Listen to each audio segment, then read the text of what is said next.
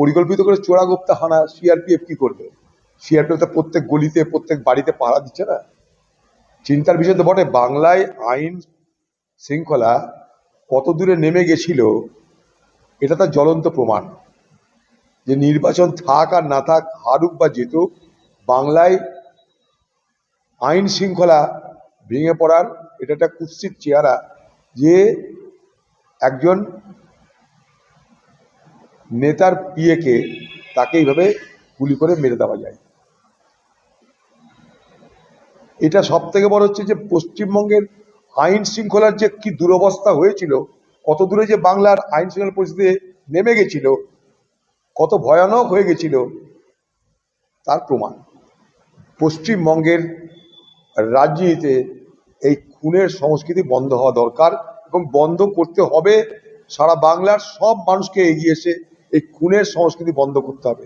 Party যে যা করছে করুক, পার্টি যে জিতবে জিতুক, যে হারবে হারুক, কিন্তু এই খুন খারাপি হিংসা সন্ত্রাসের বাতাবরণ বাংলা থেকে দূর হোক, বাংলা সন্ত্রাস মুক্ত হোক, এটা আমরা সবাই চাইব। অন্য রাজ্যেও নির্বাচন হয়, কিন্তু নির্বাচনের পর হত্যার হয় না। সবকিছু কেন বাংলায় নির্বাচন হলো হত্যা শুরু হয়ে গেল কেন? সারা ভারতবর্ষে পশ্চিমবঙ্গ সম্পর্কে কি বার্তা যাচ্ছে? যে বাংলায় দল থাকে দল যায়, কিন্তু আইন শৃঙ্খলা পরিস্থিতি বদলায় না। তাই যারা আজকে সরকার এসেছে তাদের এটা দেখা দরকার যে কেন এইভাবে আইন শৃঙ্খলা অবনতি ঘটছে, কেন? তারা তো কথা দিয়েছিল যে বাংলায় ভয় থাকবে না। মোদিজি বলেছিল বাংলায় ভয় থাকবে না, ভয়হীন বাংলা হবে। ভয় আর ভরসা, ভরসা দেবো আমি, ভয় থাকবে না বলেছিল। কই? যারা সরকার এসছে তাদেরকে তার উত্তর আগামী দিনে দিতে হবে। তাদেরকে মানুষ ভরসা করেছে, তাদের দায়িত্ব এগুলো দেখার, উদ্ধার করার, জানার।